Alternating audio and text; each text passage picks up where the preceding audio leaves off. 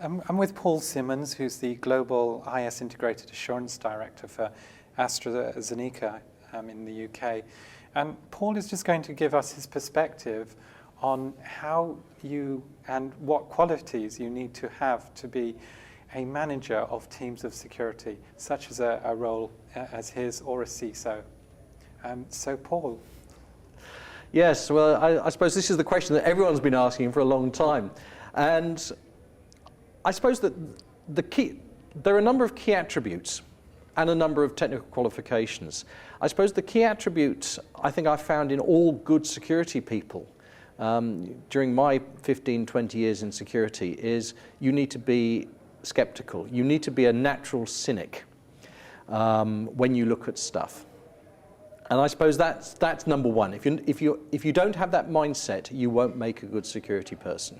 Can I just build on that slightly? Because most of the top security people, I find, they're not just skeptical, they're paranoid.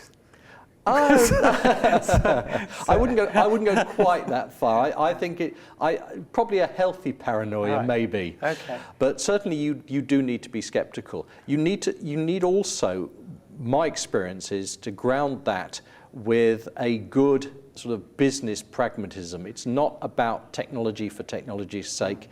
I've always treated technology as what will it do for me in terms of the business.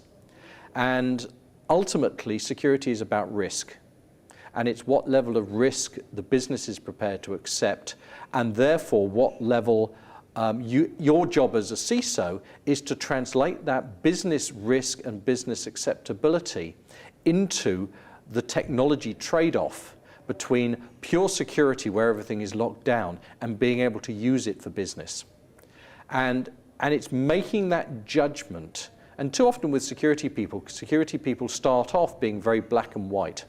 And if they come from a security background, and if you come from a business background, people come from a very pragmatic point of view without that security view. And a good security person and a good security manager or a CISO almost fuses those two together and says, yeah, I can take the business, risk, pragmatic point of view, marry that with the technology to deliver the solutions the business needs while they're secure.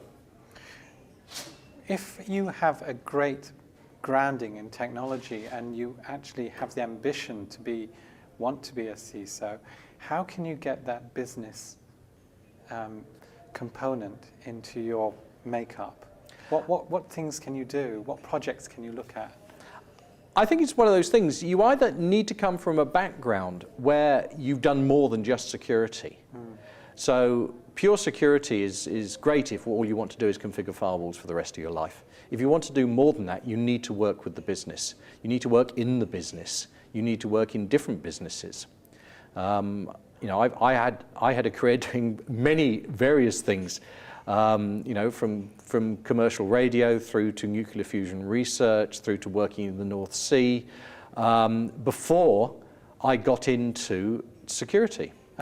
So hopefully, in everything I do, for the companies I've worked on with my security hat on, I've brought that experience from my business life into being a chief security officer.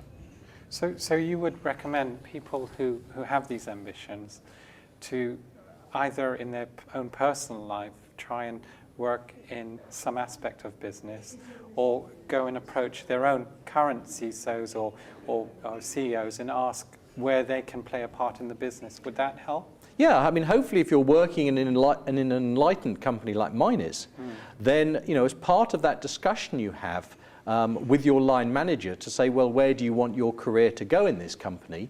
You will have a discussion that says, actually, could I do a 6-month or a 2-year stint doing something else in the business? Maybe on secondment or whatever else. It's one of the things AstraZeneca does really well. Sure. Okay, well, Paul, thank you very much for those insights. You're very welcome. Hello, everyone. My name is Ben Chai. I'm the editor for securityvibes.com. If you've enjoyed this video or have any other comments to make, please do fill in the comment boxes and let us know what you think. Thank you.